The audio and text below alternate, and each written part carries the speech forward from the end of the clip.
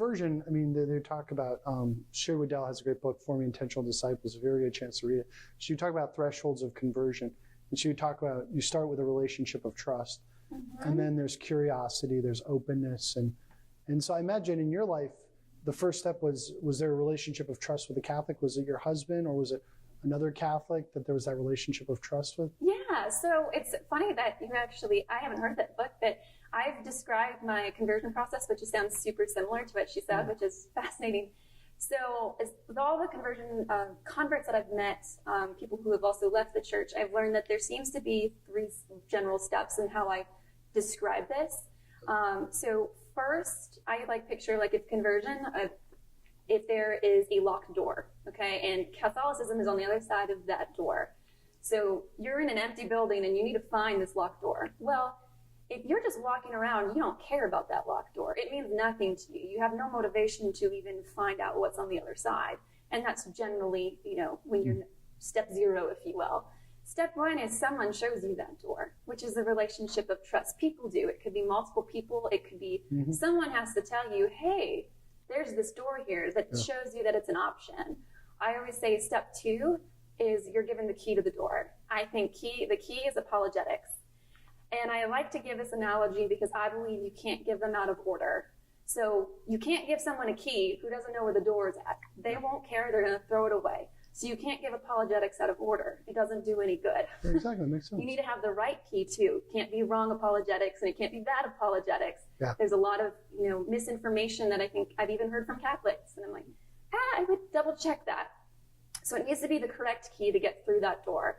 So if you've got the right person, you've got the amazing apologetics, and I always like this too, this is my little fun analogy, is when you have the right key with apologetics in the door, it clicks. And I say something just clicks and the door swings open.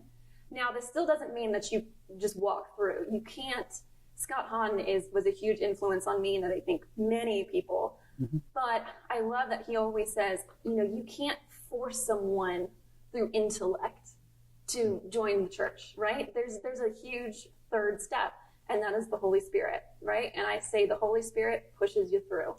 So I kind of say that's my personal, because how it worked with mine and from people I've talked to seem to have somewhat similar, which sounded similar to what she was saying. Oh, that's perfect. Absolutely. Yeah, that makes perfect sense. So yes, but again, I talk about all this so much. Back to what your question was originally. My husband, yes. I grew up not knowing any Catholics. First time I went to Mass was in my 20s with my husband when we were dating, after it'd been I think we were dating for a year or so at the time. And I'll tell you what, you never feel like a fish out of water if you did not grow up around Catholic prayers, Mass particularly. It is I was like, what is this? So he was definitely the first step. This kind of goes into more my conversion story. But. Yeah, well, what we could do is maybe one thing. First of all, I want to turn to Tim a little bit. So Tim, when was your first Mass? Your first Mass was? Shooting something with you. I know. It would have been a couple of years ago. Yeah. And he's not Catholic. Oh, sorry. That's why I'm asking. No, his first time going to Mass was, I've been to a lot of Masses. I know. But so I guess the question is, so it's fascinating. It was crazy. I was at Newman, and there's a woman who's entering the church, and her first experience of the Mass was going to my Mass. Yeah. And then for a period there, all she knew of the Mass was going to my Mass. I was just it's a little scary as a preacher. You're like, holy cow, their whole opinion on the church is being formed by how I preach and what I do. Yeah. So I guess the question I would have for you is, what was your experience of your first Mass? So my gosh. Oh man. So my first experience going to Mass, I mean, when I say a fish out of water, I was like, what is this? This is sacrilegious. And I just was in my head, honestly, I never said any of this. This is actually something I haven't verbalized till after the fact, because I still respected everyone there. But I thought it was everything. I'd heard all these rumors, first of all, right? I called my mom before Mass. I was like, Mom, I'm going to Mass for the first time. I said, have you been to a Mass before? She's like, I did one time at a wedding a long time ago. I was like, well, I heard there's a bunch of different things. what do I have to do? And she was like, I don't know. I just heard there's a bunch of standing and kneeling. And she goes, I remember doing that a lot. And I was like, when do I know to stand and when do I know to kneel? I was terrified. I hear all of these rumors about that they use all this incense stuff. It's going to smell funny. I mean, because I was seriously clueless. And so I kept talking to my boyfriend at the time, now husband, and he did reassure me. He's like, I promise I will like walk you through this. He has no idea that like how awkward this is going to be for me, because to him it's, you know, he's done it every week pretty much since his birth. So I show up and, you know, first I see people, you know, bless themselves with the water, and I'm like, whoop, there it is. That's what the ritualistic. I knew it. This is exactly what I thought it would be. I saw people wearing veils, and I was like, seriously, what century are we in? Like, this is the 21st century. It's 2016, for real. Like, feminism, take it off. Like, that is what I was thinking.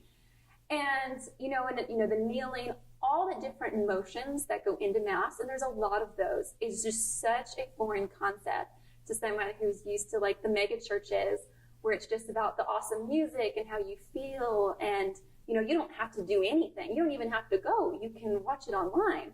So when you start, it's such a different idea, and I just thought everyone looked like robots. That like everyone just knows when to stand and to kneel. No one's into it. No one's feeling Jesus. No one in here is feeling Jesus. They're just doing what they're told to do. That's how, this is a very honest version of it. The biggest thing I will never, ever forget is when the part where you bend, oh my gosh, I'm sounding like a terrible Catholic, about Mary. The incarnation. Yes, the incarnation of Mary, yes. Well, the incarnation of Jesus, yeah. Yes. The coming of the Holy Spirit. Yes, let's clarify that. Cut her off. Cut her off. Let's clarify that. It is the incarnation of Jesus. But the part where it says Mary, and to anyone outside, it looks like you were bowing to Mary. And I really? That's what you thought? Oh my gosh. I was like, I knew it. They do worship her. I just saw them bow to Mary.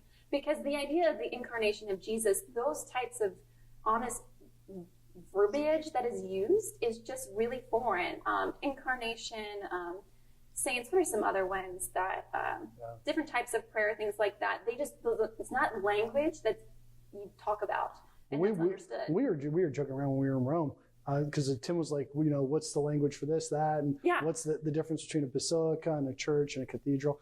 And I joked around and I was like, a lot of Catholics have a hard time with all of the, and there's a Latin name for everything under the sun. But it is neat though, because that language connects us with the concepts and things like that. But that's fascinating that you picked up on that. The funniest thing I heard was one time I was being interviewed by a student who was not Catholic about the Catholic faith. And she said, now excuse me, forgive me if this is insulting, but do you call it a ritual? I'm like, you think ritual is a bad word? Because I was like, rituals, I mean, it is a ritual, and the ritual's a good thing.